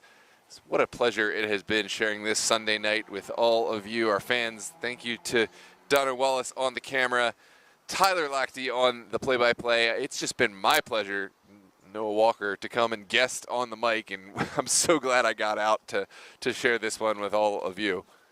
Yep, a great match here tonight. At Moco, they certainly threw some punches after going down 2-0 6 minutes in. They did come back to tie it. But in the end, it's Doradus putting the league on notice as they win their second match in a row. They take it 4-2 over Moco. And that will do it for match week 2 of the UPSL DMV North.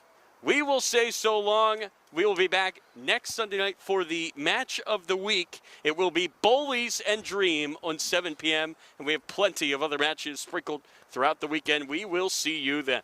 Before we move on, we're just going to show you a quick preview of the matches to come on the following week. That's MSI Pro Bridge, Alexandria United, Blue Ridge down to the DMV South. Hub City will play host to Doradus up in Hagerstown, Arlington, SA. Los Toros. Oh, man, that's a big one. That's another one that's contender for match of the week. But Virginia Dream Bollies, that's got to be the one if we had to choose a match of the week, just because of all the storylines. And that was the pick. And I can't wait for that. That's one I would say I've had circled because, again, it's such a rare matchup in a way, isn't it, Noah, where you have a team in Bollies that's so dominant in the Maryland area against a team in Dream that's so dominant in Virginia. This is kind of a rare matchup. This is two teams that control things in their own conferences, but that's what you get out of the combination here this fall. Well, the expectation is we're going to see all of you there. Make sure to like, subscribe, hit us up on Instagram, DMV Sports Media. Stay tuned for extended highlights from all the matches we've covered, including this one on our YouTube page. And enjoy your work week.